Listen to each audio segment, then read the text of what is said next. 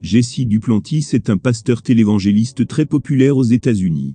Il nous raconte dans ce magnifique témoignage, donné il y a quelques années de cela sur la chaîne chrétienne TBN, que Dieu lui a donné de voir un aperçu du paradis. Cela m'est arrivé en 1988. Et je fais très attention à ça. Beaucoup de gens m'ont approché et m'ont demandé d'en écrire un livre. Je n'en ai parlé que 3 fois. Plusieurs fois, je suis venu sur TBN, je ne l'ai pas fait. Je l'ai juste un peu survolé. Parce que j'ai vécu une expérience merveilleuse. Toute ma vie, grandissant comme un enfant, le Seigneur était proche de moi. Et je ne le savais pas. J'ai eu des visitations de Dieu, je ne comprenais pas cela. Tout ce que j'ai toujours voulu, c'est un Dieu, à qui je puisse parler. S'il est vraiment réel, que je puisse alors lui parler. Et je suis entré dans le ministère de prédicateur. Et pour faire court, en 1988, je prêchais le réveil pour le Magnolia Christian Center, à Magnolia, Arkansas. Paul Trochu était le pasteur. Et je prêchais dans les meetings du dimanche à mercredi, 4 jours de meeting. Et j'ai eu beaucoup de visitations du Seigneur. J'ai vu des anges, je n'oublierai jamais, 4 ans avant que je ne prêche. Je prêchais dans 21 églises, pendant 7 jours, 3 églises, différentes par jour. Et j'avais des douleurs à la poitrine. Et je ne faisais que prêcher au-delà de ma force. Mon esprit pouvait supporter cela, mais pas mon corps. Et un soir, j'ai pris ma Bible. Je dois le raconter très rapidement, afin que je puisse parler de mon voyage céleste. Et pendant que je lisais ma Bible, j'avais l'impression de mettre les Écritures dans mon esprit, avant de m'endormir. Et alors que je lisais la Bible, j'ai levé les yeux, et il y avait là un ange du Seigneur. Il n'avait pas d'ailes, mais c'était un homme blond, qui mesurait plus de 2 mètres de haut. Ça m'a fait peur. J'ai littéralement sursauté. Et il a dit, « J'ai été envoyé par le Seigneur. Et le Seigneur te commande de dormir. » Je dormais en moyenne, 4 à 5 heures par nuit, parce que j'avais beaucoup d'énergie. Littéralement, j'avais la Bible. Je l'ai regardée. Et ce fut la dernière chose dont je me souvienne. Quand je me suis réveillé, c'était 12 heures plus tard, la Bible était sur ma poitrine. Je me sentais comme $1 million. J'étais tellement reposé. Cet ange, c'était vraiment une expérience merveilleuse. Je suis revenu à la maison, et je l'ai raconté à Cathy. Eh bien, des années plus tard, je voulais voir Jésus. Pas seulement croire qu'il existe. Je voulais juste être son ami. J'ai lu qu'Abraham était un ami de Dieu, et que Dieu ne fait exception de personne. J'ai dit, eh bien Seigneur, puis-je être ton ami? Et il a dit, bien sûr, ça ne me dérangerait pas. J'aimerais te parler. Eh bien, en 1988, en août, j'ai prêché à cette réunion, et le pasteur est venu me chercher pour le déjeuner. Il était environ 11h35. Nous sommes allés, au restaurant, de l'autre côté de la rue, en face de l'hôtel. Nous nous sommes assis, nous avons commandé de la nourriture. Nous avons parlé un peu. Et quand la nourriture est arrivée, Paul, et a été mis sur la table. Je ne suis pas un homme grossier. Je veux dire que je crois aux bonnes manières. Pour faire court, j'ai eu cette soudaine envie, étant juste assis là, de retourner dans ma chambre. Retourne dans ta chambre. J'ai juste ressenti ça. J'ai d'abord dit, mec, je prends mon déjeuner. J'avais toutes sortes de pensées, et je savais que c'était le Seigneur. Retourne dans ta chambre maintenant. Alors j'ai dit au pasteur, si ça ne vous dérange pas, j'aimerais juste retourner dans ma chambre. Il a dit, es-tu malade? J'ai dit, non, je ne suis pas malade. Est-ce que quelque chose ne va pas? Non, j'ai juste cette envie irrésistible, de retourner dans ma chambre. Je vous reverrai tous, ce soir. J'ai laissé la nourriture, littéralement. Je traverse la rue, pour entrer dans cet hôtel Best Western. Je ferme la porte, et je mets le panneau ne pas déranger. Ce que je vais raconter, vous pouvez ne pas le croire. Mais c'est vrai. Aussi vrai que je me tiens ici. J'ai fermé cette porte, et mis ce panneau, ne pas déranger. Et j'avais cette envie de prier. Jeanne, je me suis agenouillé, juste à côté du lit. Maintenant, je ne sais pas, si c'était dans mon corps, ou hors de mon corps. Mais j'ai entendu ça.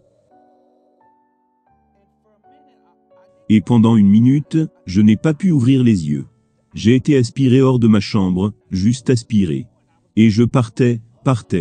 Je partais comme ça. La seule façon que je peux interpréter cela, ce n'est pas la peur, mais un peu proche de cela. Et j'ai réalisé que j'allais à une vitesse phénoménale.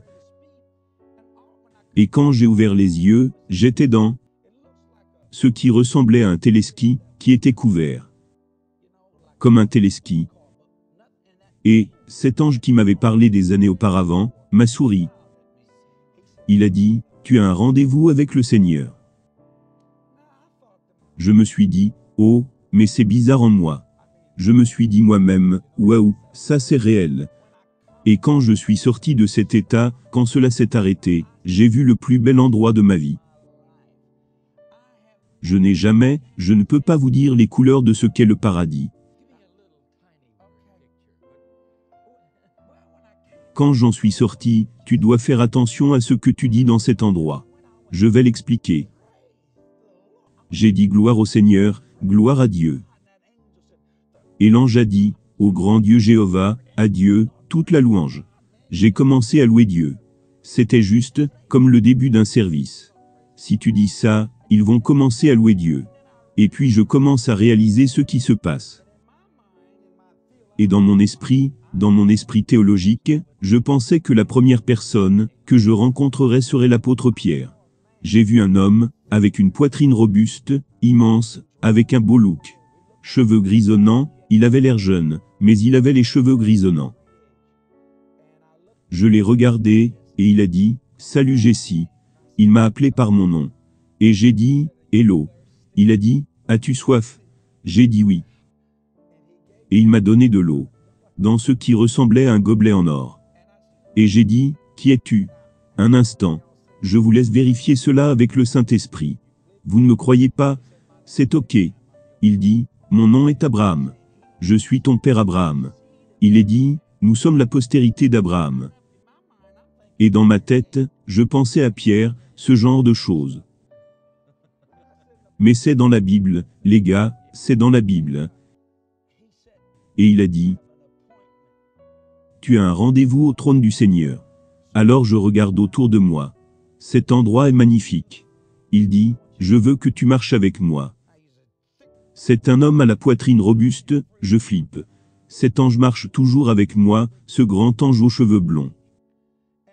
Mais il n'avait pas d'ailes. Certains ont des ailes, d'autres non. Ce sont toutes sortes de créatures. De belles couleurs. Les parfums de Dieu. Je recherche ce parfum partout où je vais. Vous pouvez sentir ce parfum de Dieu dans l'air. Puis nous sommes allés marcher dans le jardin. Cet endroit est magnifique. Il n'y a rien de brun. Ce sont de belles couleurs. Et les fleurs. Et je me suis arrêté. Et Abraham dit, « Viens. » J'ai dit, « Mais, » il dit, « Viens. » Et quand j'ai marché, je n'ai pas marché sur les fleurs. On dirait qu'elles sont passées au travers de mes pieds. Je ne les ai pas écrasées. Je ne les ai pas cassées. Je ne connaissais même pas le docteur Ebi. Parce que je ne parle pas beaucoup de ça. Parce que j'ai dit, Seigneur, personne ne va me croire. Je garde juste ça pour moi. C'est pourquoi je suis un homme heureux. Et quand je l'ai fait, quand je suis passé, les fleurs se sont tournées. Elles n'ont pas Dieu, mais elles se sont juste tournées. Et pendant que je marchais, j'ai vu des gens qui marchaient. Mais le plus drôle, j'ai vu cet homme sortant de la même manière que je suis venu. Et il a regardé autour de lui, il a dit, « Je l'ai réussi. » Et il est tombé, à genoux, juste en criant. Je n'ai aucune idée de qui il était. J'essayais de rester aux alentours. Et de tout regarder. Mais il me faisait avancer.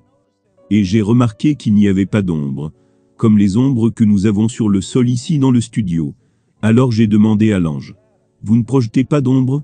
Et l'ange a dit, « Dieu est lumière, et en lui il n'y a pas de ténèbres, ni d'ombre de variation. Il n'y a pas de ténèbres, rien. Il n'y a pas de ténèbres, pas d'ombre. » Cela m'a étonné. C'était incroyable. Et les enfants, Jeanne, que je n'ai jamais vus de ma vie, des enfants qui chantaient.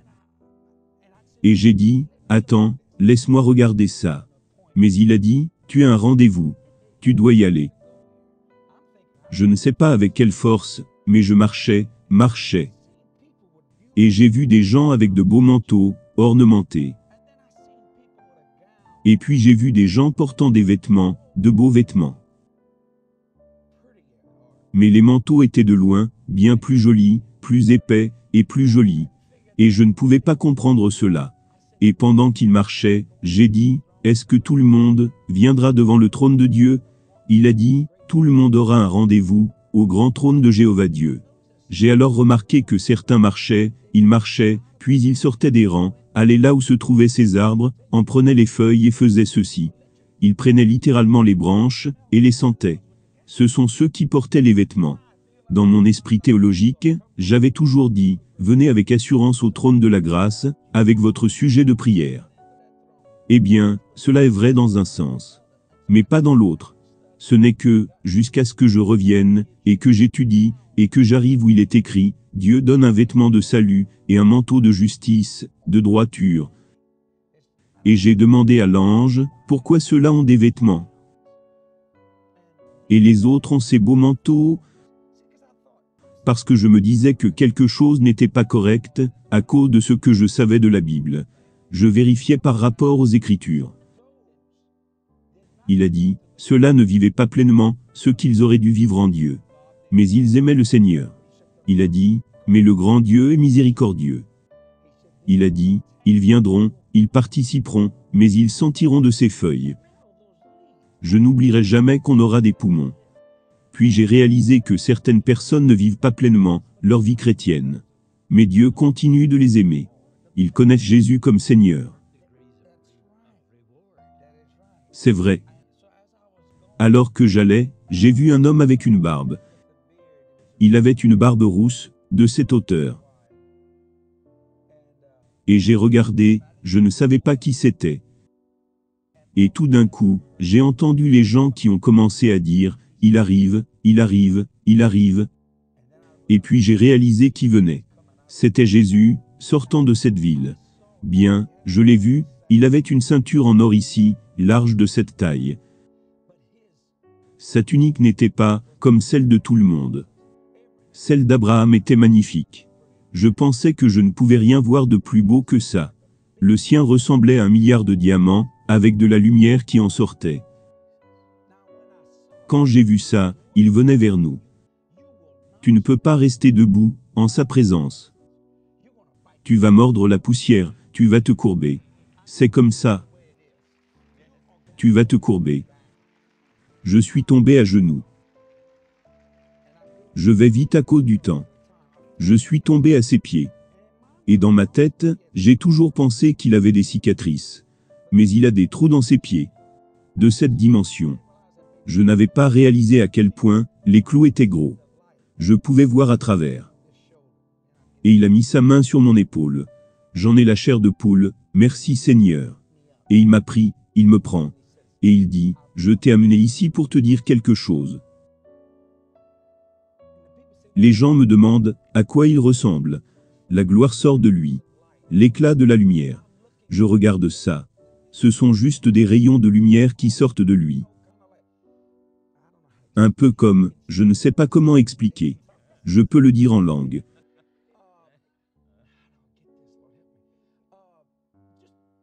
Juste la gloire venant juste de lui.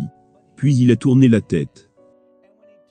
Et quand il a tourné la tête, sa tête était marron clair juste ici.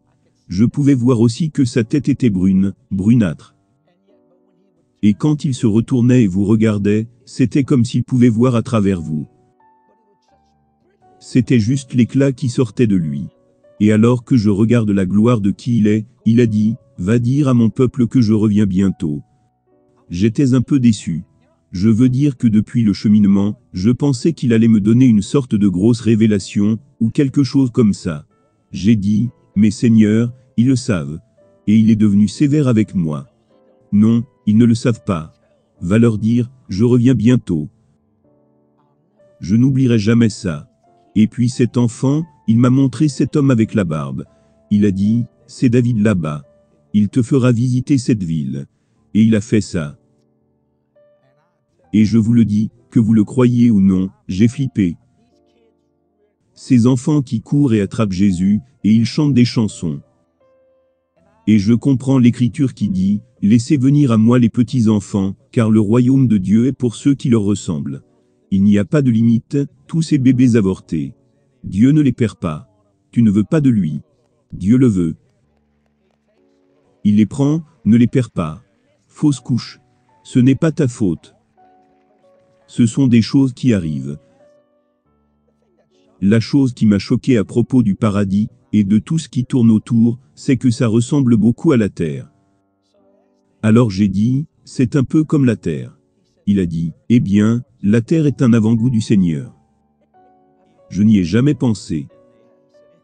Il a dit, la terre était un avant-goût du Seigneur. Il l'avait créé parfait. Je n'y ai jamais pensé comme ça. Et l'ange dit, viens, il y a encore beaucoup de choses à voir. Et j'ai vu une famille. Et j'ai demandé à l'ange, cette famille va faire un pique-nique? Il a dit, voudrais-tu faire un pique-nique? Je voulais y aller, donc j'ai dit, oui. Mais l'ange a dit, non, non, nous avons des choses à faire. Mais j'ai demandé, qui est cette famille? Je ne connaissais pas ces gens. Il a dit qu'ils avaient été tués dans un accident. Et il dit, mais le grand Dieu Jéhovah est miséricordieux. Toute la famille était réunie.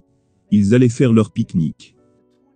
Les 24 anciens, je voulais savoir, 12, de l'Ancien Testament, 12, du Nouveau, la théologie. J'ai regardé à leur trône, et je n'en ai vu aucun. J'ai demandé, mais où sont-ils? Il a dit, nous sommes des serviteurs ici. Ils exercent un ministère. Nous sommes des serviteurs ici. Nous exerçons des ministères, partout, pas juste assis là-bas, et les anges vont mettre des raisins dans leur bouche. Il a dit que nous étions des serviteurs. Alors j'ai essayé de faire quelque chose, mais l'ange ne m'a pas laissé faire. Non, non, tu ne comprends pas. Nous exerçons des ministères ici. Quand je suis revenu sur terre, et j'ai omis beaucoup de choses. Quand je suis revenu, je n'ai rien dit à Cathy, pendant une semaine, parce que je pensais, ils vont penser que je suis fou. Mais finalement, j'ai dit à Cathy, laisse-moi te dire une chose. Je m'assois, et elle m'écoute simplement et prie, pendant que je parle, et demande au Saint-Esprit, qu'est-ce qui se passe ici? Et cette nuit-là, mon beau-frère et ma belle-sœur sont venus. Déborah jeune et Déborah bouquet. Et Déborah dit, tu sais, j'ai rêvé l'autre nuit, que j'étais assise au paradis avec mes 4 enfants. Elle dit, mais tu sais jusqu'à présent, que je n'ai pas 4 enfants. J'ai 3 enfants. Et j'ai dit, non Déborah, tu en as 4. Elle a dit, non, j'ai eu Jules, Junior, et Julie. J'ai dit non. Te souviens-tu que tu as fait une fausse couche? Elle a dit, oui. J'ai dit Déborah, assieds-toi. Dieu n'a pas perdu ce bébé. Elle a 4 enfants. Cet enfant attend de voir Déborah. Cela m'a prouvé les choses, que je n'étais pas allé quelque part dans l'espace. Donc Jessie, apparemment, la raison principale pour que tu reviennes ici, c'est de prêcher hardiment que Jésus-Christ revient bientôt. C'est la raison de tout cela.